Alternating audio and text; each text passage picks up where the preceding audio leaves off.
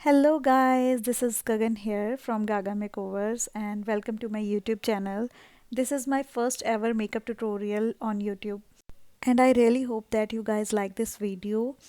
So let's quickly move to the first step, which is skincare. And the moisturizer that I used is from Embryolisse, and after moisturizer I feel like कि under eyes काफ़ी dry लग रही हैं still. Then I use the under eye patches for good hydration. So eye makeup base के लिए सबसे पहले मैंने टाट का कंसीलर यूज़ किया एंड उसको अच्छे से लॉक करने के बाद मैंने दो पैलेट यूज़ की. First is from Too Faced and another one is from Morphe. तो मैंने इसमें मोस्टली ब्राउन शेड यूज़ किए हैं. पहले मैंने बहुत लाइट से ट्रांजिशन शेड लिए हैं, पीची न्यूड शेड्स लिए हैं और ब्राउन के न्यूड शेड्स लिए हैं. उनको अच्छे से क्रीज एरिया पे ब्लेंड करने के बाद मैंने आउटर कॉर्नर में थोड़ा सा डार्क ब्राउन शेड में शेडो दिया है, बट मैंने बहुत डीप डार्क नहीं दिया है क्योंकि मुझे इस लुक को काफ़ी नेचुरल और न्यूट्रल सा रखना था. So while I was doing eye liner application I noticed कि जो अंडर आई पैचेज़ हैं वो अंडर आई पैचेज़ नहीं रहे, वो चीक पैचेज़ बन चुके हैं. सो मैंने उनको फिक्स किया क्योंकि इसमें सम टाइम क्या होता है, ज़्यादा सीरम होने की वजह से वो स्लाइड कर जाते हैं. सो ये कभी कभी हो जाता है. तो उसके बाद मैंने ग्लिटर्स अप्लाई किए. जो ग्लिटर्स मैं यूज़ करती हूँ मोस्टली मैं लूज़ ग्लिटर यूज़ करती हूँ. मैं प्रेस्ड ग्लिटर कम यूज़ करती हूँ क्योंकि वो मुझे थोड़े मैसी लगते हैं. So I always prefer loose glitter over pressed glitters. और कभी कभी होता है अगर मुझे यूज़ करने हो तो मैं कर भी लेती हूँ. तो आफ्टर ग्लिटर एप्लीकेशन मैं अपने आईलाइनर को एक बार और टचअप दूंगी सो दैट कि वो डल ना लगे वो. बट मुझे इसको बहुत ज़्यादा डार्क भी नहीं करना था. तो उसके बाद मैंने आई लैशेज़ अप्लाई करी और आई लैशेज़ अप्लाई करने के लिए जो मैं ग्लू यूज़ करती हूँ वो मैं डुओ की करती हूँ, DUO. और ये ग्लू जब से मैंने मेकअप स्टार्ट किया है, जब से मैं इस इंडस्ट्री में आई हूँ तब से यही ग्लू यूज़ करती हूँ और मुझे सबसे बेस्ट ग्लू यही लगती है अब तक की. तो अब हमारा नेक्स्ट स्टेप है बेस. तो उसके लिए जो अंडर आई पैचेस जो हमने अप्लाई करे थे, अब उसको रिमूव करने के बाद हम एक अच्छा सा हाइड्रेटिंग प्राइमर अप्लाई कर रहे हैं.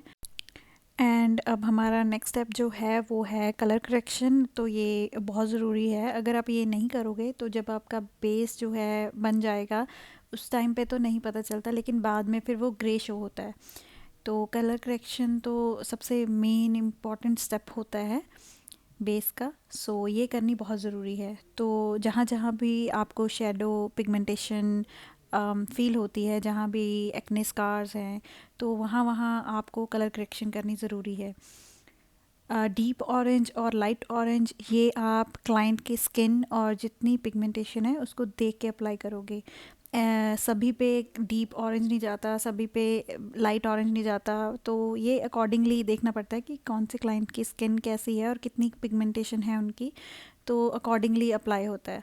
तो अभी उसको थोड़ा न्यूट्रलाइज करेंगे डार्क कंसीलर से, क्योंकि अगर हम डायरेक्ट फाउंडेशन ऑरेंज पे लगाएंगे तो हमारी फाउंडेशन में ऑरेंज कलर हो सकता है चला जाए, तो उसका जो हम एक्चुअल कलर अप्लाई कर रहे हैं और थोड़ी देर बाद फिर वो चेंज हो सकता है.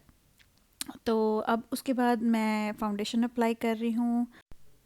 सो फाउंडेशन का शेड जो है मैं ऑलवेज़ मिक्स एंड मैच करके ही बनाती हूँ, क्योंकि मैं डायरेक्ट सिंगल शेड में नहीं जाती.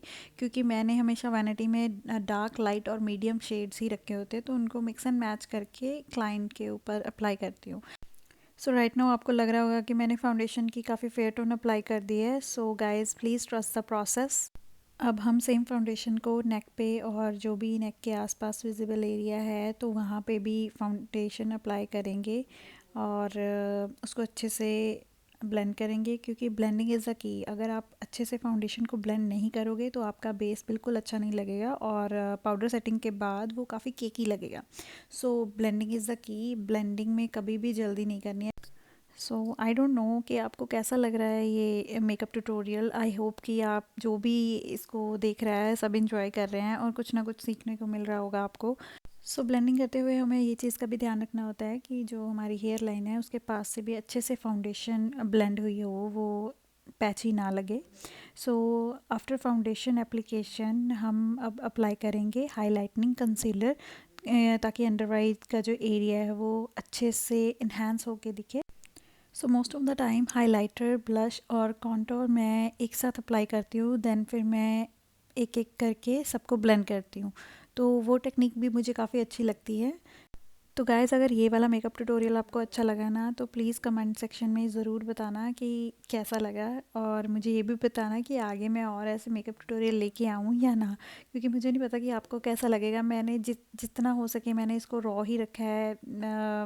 मैं कंप्लीट स्टेप दिखा रही हूँ, एवरी सिंगल स्टेप मैं ट्राई कर रही हूँ कि जितना हो सके कि आपको दिखा पाऊँ, क्योंकि इस वीडियो को बहुत ज़्यादा लंबा भी नहीं कर सकते। अगर बहुत ज़्यादा लंबा कर दिया तो थोड़ा बोरिंग हो जाएगा। तो आई वांट कि स्टेप दिख भी जाएं कि मोस्टली कि कौन कौन सा सिंगल सिंगल स्टेप हो रहा है, बट साथ ही साथ में बोर भी ना हो और ज़्यादा लंबी वीडियो भी ना बने। सो या I hope you guys can see कि मैंने सबसे पहले कॉन्टूर को ब्लेंड किया, देन अच्छे से उसको ब्लेंड करने के बाद मैं ब्लश को ब्लेंड कर रही हूँ, देन मैं हाइलाइटर ब्लेंड कर रही हूँ।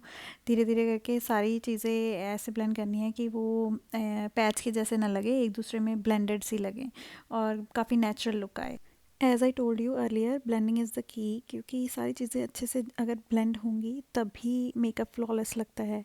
अब हमें नेक्स्ट जो हमें एप्लीकेशन करनी है वो हमें पाउडर एप्लीकेशन करनी है। तो मेक श्योर कि पाउडर एप्लीकेशन से पहले आपका कंसीलर, ब्लश, फाउंडेशन सब चीज़ें अच्छे से ब्लेंड होनी चाहिए। ब्लेंड का मतलब ये नहीं होता कि आप बहुत ज़ोर से ब्यूटी ब्लेंडर चलाई जाओ और उसको ख़त्म भी कर दो जो प्रोडक्ट लगा हुआ है। No, not like that. Blending होना चाहिए कि कोई हार्श लाइन नहीं होनी चाहिए जिस जगह पे आपने लगाया। जैसे अंडर आइज़ में समटाइम होता है क्रीज एरिया में फंसा रह जाता है, लाइक स्टक हो जाता है जो फाउंडेशन या कंसीलर वगैरह, वो अच्छे से ब्लेंड होना चाहिए। क्योंकि अगर आप उसको अच्छे से ब्लेंड नहीं करोगे तो वो बहुत ही केकी लगेगा, और जब आप लाइव देखोगे तो वो चीज़ें अच्छी नहीं लगती। तो सारी चीज़ें ऐसे होनी चाहिए, अच्छे से ब्लेंड होनी चाहिए। और पाउडर भी बहुत ज़्यादा पाउडर नहीं देना। अगर बहुत ज़्यादा आप पाउडर दोगे तो स्किन बहुत ज़्यादा ड्राई लगेगी। अंडर आइज़ को लॉक करने के बाद अब मैं फुल फेस को सेट करूँगी with the same powder, but quantity बहुत ही मिनिमल रखनी है, बहुत ज़्यादा नहीं लगाना, सो दैट कि वो केकी ना लगे। तो पाउडर लॉकिंग के बाद अब मैं पाउडर ब्लश अप्लाई कर रही हूँ। पर्सनली मुझे ब्लश लगाना बहुत अच्छा लगता है, तो मुझे ब्लशी ब्लशी सा मेकअप बहुत अच्छा लगता है। और वैसे भी ब्लश आजकल मेकअप में बहुत ट्रेंडी भी चल रहा है, और मोस्ट ऑफ द टाइम अगर मैं खुद का मेकअप करती हूँ तो मैंने अगर फाउंडेशन नहीं लगाई तो मैं ब्लश तो कभी भी स्किप नहीं करती। सो आई जस्ट लव ब्लश। तो अभी जो मैं ब्लश अप्लाई कर रही हूँ, तो कमेंट्स में बताइए कि मैं कौन सा ब्लश अप्लाई कर रही हूँ, if you guys know. So after blush application मैं अब अंडर आइज पे ब्राउन शेडो अप्लाई कर रही हूँ, just to create the depth. After under eye shadow application, the next step is fixing the base. So the fixer that I am using is from Urban Decay. Spray करते time आपको दो चीज़ें ध्यान में रखनी है। एक तो बहुत ज़्यादा स्प्रे नहीं करना और बहुत कम भी नहीं करना, क्योंकि अगर बहुत ज़्यादा स्प्रे करोगे तो इसमें अल्कोहल होता है, तो आपका बेस ओवर ड्राई लगेगा। हमें बेस को फिक्स करना है, नहलाना नहीं। सो गाइस, जो ये मेरी मॉडल है इनके आईब्रोज ऑलरेडी बहुत ज़्यादा अच्छे थे, फुलर थे, तो मुझे इनके ब्राउज पे बहुत ज़्यादा वर्क करने की ज़रूरत नहीं थी, बिकॉज़ इनके जो आईब्रोज थे ऑलरेडी डार्क थे। तो इसके लिए मैंने जस्ट जहाँ पे मुझे लगा बस मैंने फिल किया और मैंने आईब्रो मस्कारा दिया, दैट्स इट। तो ऑलरेडी मुझे इनके आईब्रोज़ काफ़ी सही लग रहे थे। तो जब चीज़ सही होती है तो उसके ऊपर आपको ओवर वर्क करने की ज़रूरत नहीं पड़ती। तो वैसे भी मुझे आईब्रोज़ को सॉफ्ट रखना था क्योंकि वो ऑलरेडी काफ़ी डार्क थे। So our next step is lipstick application. तो उसके लिए सबसे पहले मैंने ब्राउन कलर का लिप लाइनर यूज़ किया है, और उसको मैंने अच्छे से ब्लेंड करने के बाद देन मैंने लिपस्टिक अप्लाई करी है।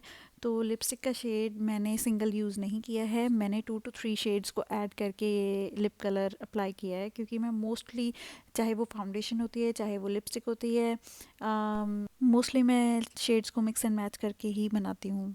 सो या तो अब हम चेक कर रहे हैं कि ब्राइड को कौन सी ज़्यादा ज्वेलरी अच्छी लग रही है, पासा और टिक्का के साथ और ओनली टिक्का के साथ। तो इसके बाद हमने हेयर स्टाइल किया और ज्वेलरी सेटिंग के बाद ये है हमारी final look. So I hope कि आप सबको बहुत अच्छी लगी होगी ये लुक। बाकी आप कमेंट सेक्शन में बताना कि आपको कैसी लगी। Thank you so much, bye.